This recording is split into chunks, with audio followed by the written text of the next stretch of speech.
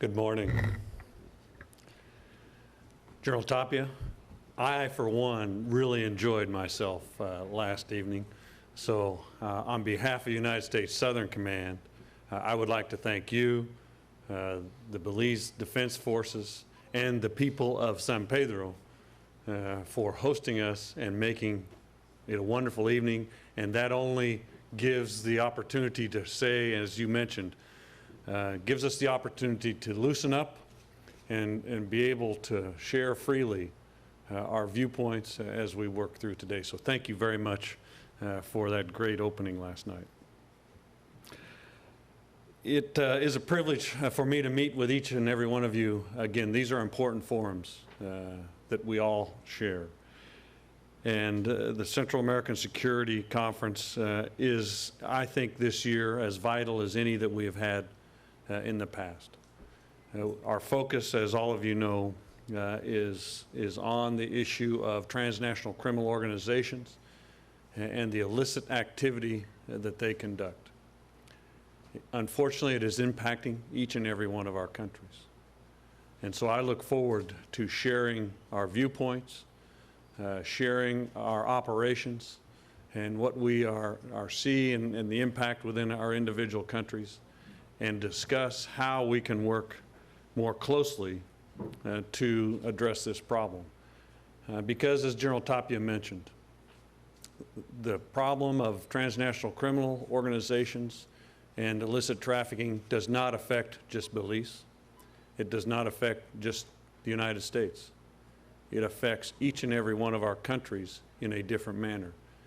And in that reason also, although this conference is focused on Central America, for that reason, because it impacts us all, I'm happy that representatives from Colombia, from Mexico, and Canada could also join us here today, because as we look at the problem, it is not only a problem within Central America, but it is a problem throughout the Western Hemisphere. So your presence here today really makes a big difference. All of you taking the time to come makes a big difference.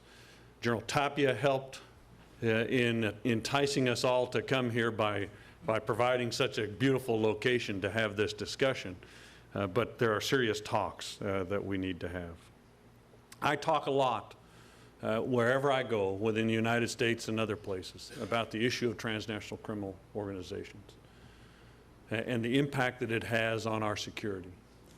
I talk about it a lot because from a United States perspective, I am not concerned about a conventional military threat to the United States. I'm not concerned about a conventional military threat to one another within the region. So the issue that impacts all our sovereignty is a non-traditional threat, and that is the threat of these transnational criminal organizations and their illicit activity and the violence we bring. And I think it's important to put this in a sovereignty perspective, because sovereignty is important to all of us, and this is a threat to our individual nation's sovereignty.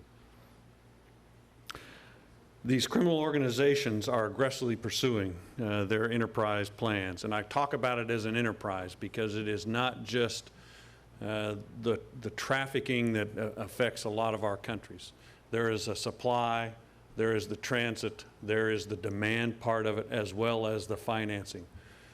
We have to be working on each and every one of those areas, and we have a role to play within the military forces and security forces, but we only have a part of a role to play. The other parts will rely on and work with the rest of our governments, agencies, and on an international basis to address these continuing problems. In addition to that, not only are the transnational criminal organizations aggressive, but they are adaptive. And we have seen that over the years, that as we collectively and internationally work to solve a problem in one location, they move to another location and intensify their efforts there, going to the place where they can conduct their activity with the least resistance that we can. And that's another reason in my mind that we all have to work together, each within our own nations, but then sharing and working together to address this problem. It is a multifaceted endeavor, and we need to continue to address this issue aggressively also.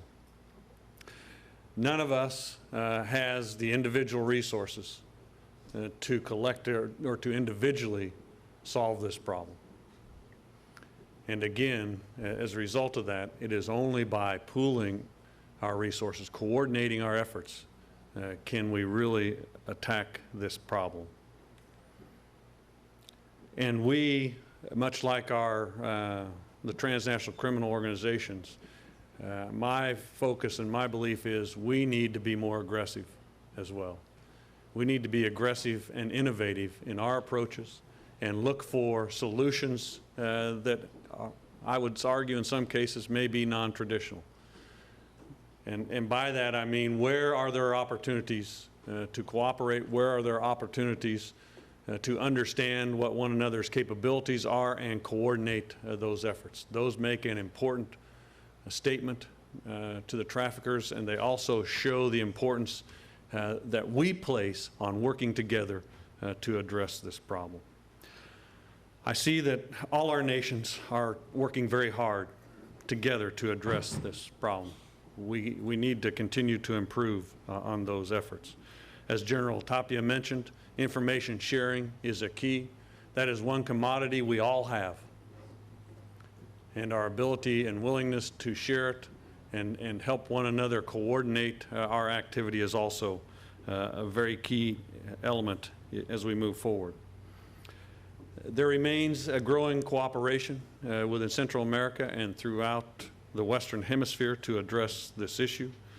For example, the Central American Integration System is very actively addressing and developing a strategy to address this issue. Panama, and unfortunately Minister Garuz will join us later today, opened a facility in the light of SICA to help start the opportunity to coordinate between us. I see our efforts, at least from a United States perspective, as working to support the SICA efforts and working to support all our international and regional efforts to find these integrated solutions.